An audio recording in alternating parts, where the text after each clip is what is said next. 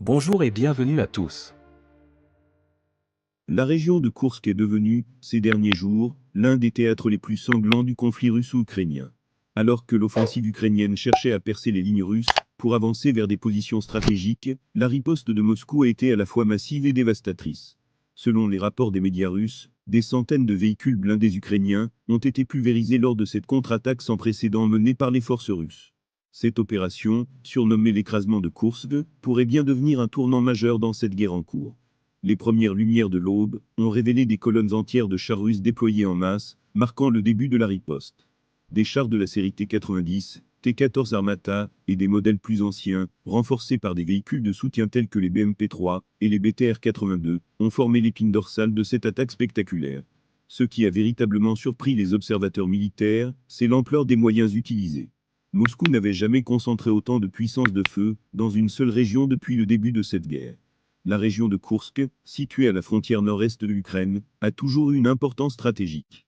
Mais cette offensive semble avoir pris une dimension nouvelle, avec des moyens aériens, terrestres et même maritimes, via la mer d'Azov, coordonnés pour frapper les unités ukrainiennes. L'opération a été soigneusement planifiée et exécutée avec une précision militaire implacable. Les blindés ukrainiens, principalement des modèles occidentaux tels que les Léopard 2 et les Mardé, ont été surpris dans leur mouvement par une frappe combinée des forces russes, qui ont déployé à la fois des unités aériennes et des systèmes de défense antiaérienne. Les frappes aériennes ont été menées par des chasseurs bombardiers Su-34, appuyés par des hélicoptères d'attaque K-5. Cette contre-attaque pourrait bien marquer un tournant dans la guerre. Jusqu'ici, les forces ukrainiennes avaient enregistré plusieurs avancées, notamment grâce à l'aide militaire occidentale, qui a fourni des chars modernes et des systèmes d'armement sophistiqués. Cependant, cette offensive russe semble montrer que Moscou est toujours capable de frapper fort et de mobiliser des ressources conséquentes pour défendre ses positions stratégiques. Pour certains experts militaires, cette victoire tactique pourrait renforcer la position de la Russie à la table des négociations, si une telle issue devenait envisageable. Mais pour d'autres, il ne s'agit que d'une nouvelle phase dans une guerre qui, malgré les batailles remportées par l'un ou l'autre camp, semble loin de trouver une issue pacifique. Les réactions internationales ne se sont pas fait attendre. Plusieurs pays européens, dont la France, ont exprimé leurs préoccupations face à l'escalade des violences dans la région de Koursk. Les responsables de l'OTAN ont rappelé que l'aide militaire à l'Ukraine allait se poursuivre, et que les pertes subies lors de cette contre-offensive russe ne remettaient pas en cause la détermination des alliés à soutenir Kiev. Du côté de l'Ukraine, le président Zelensky, malgré les pertes subies, a réitéré son appel à une augmentation de l'aide militaire, appelant à une livraison plus rapide de systèmes d'armes modernes, tels que les systèmes de défense antiaérienne et les munitions à guidage de précision. Alors que cette contre-offensive russe à Koursk semble marquer un succès militaire important pour Moscou, la question reste de savoir si cela sera suffisant pour inverser la tendance sur le long terme. L'Ukraine, bien que touchée par cette frappe, conserve toujours un soutien international significatif et des livraisons d'armes occidentales continuent d'affluer vers le front. Mais une chose est claire, le conflit, loin de s'apaiser, semble entrer dans une nouvelle phase d'intensité. Et alors que les chars russes continuent de détruire des cibles ukrainiennes dans la région de Koursk, les yeux du monde entier restent rivés sur cette guerre qui, chaque jour, coûte la vie à des centaines de soldats et de civils. Le sort de la région de Koursk est désormais plus incertain que jamais. Les chars russes, dans leur démonstration de force, ont montré que Moscou n'avait pas l'intention de reculer.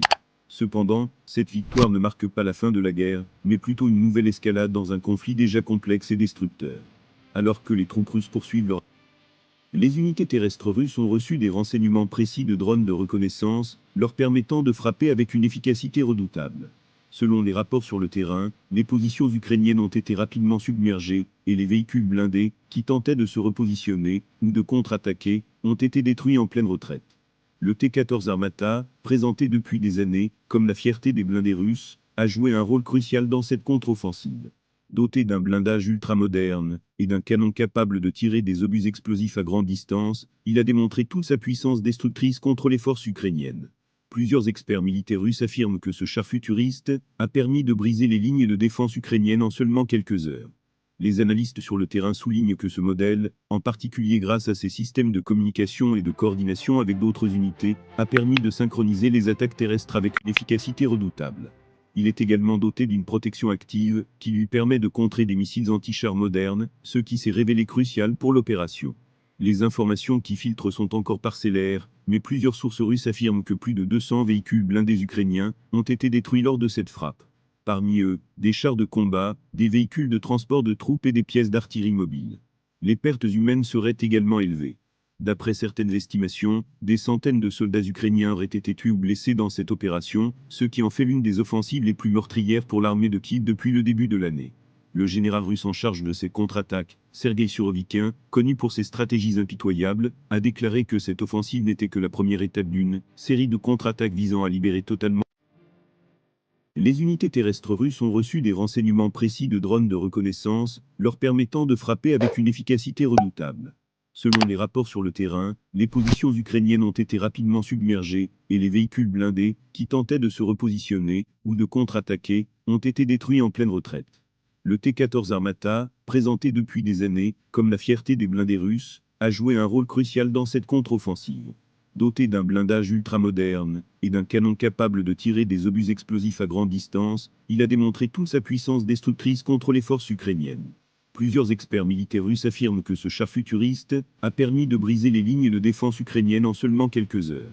Les analystes sur le terrain soulignent que ce modèle, en particulier grâce à ses systèmes de communication et de coordination avec d'autres unités, a permis de synchroniser les attaques terrestres avec une efficacité redoutable.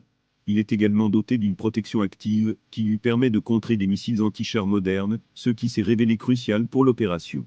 Les informations qui filtrent sont encore parcellaires, mais plusieurs sources russes affirment que plus de 200 véhicules blindés ukrainiens ont été détruits lors de cette frappe. Parmi eux, des chars de combat, des véhicules de transport de troupes et des pièces d'artillerie mobile. Les pertes humaines seraient également élevées. D'après certaines estimations, des centaines de soldats ukrainiens auraient été tués ou blessés dans cette opération, ce qui en fait l'une des offensives les plus meurtrières pour l'armée de Kiev depuis le début de l'année. Le général russe en charge de ces contre-attaques, Sergueï Surovikin, connu pour ses stratégies impitoyables, a déclaré que cette offensive n'était que la première étape d'une série de contre-attaques visant à libérer totalement. Cette contre-attaque pourrait bien marquer un tournant dans la guerre. Jusqu'ici, les forces ukrainiennes avaient enregistré plusieurs avancées, notamment grâce à l'aide militaire occidentale, qui a fourni des chars modernes et des systèmes d'armement sophistiqués. Cependant, cette offensive russe semble montrer que Moscou est toujours capable de frapper fort et de mobiliser des ressources conséquentes pour défendre ses positions stratégiques. Pour certains experts militaires, cette victoire tactique pourrait renforcer la position de la Russie à la table des négociations, si une telle issue devenait envisageable. Mais pour d'autres, il ne s'agit que d'une nouvelle phase dans une guerre qui, malgré les batailles remportées par l'un ou l'autre camp, semble loin de trouver une issue pacifique. Les réactions internationales ne se sont pas fait attendre.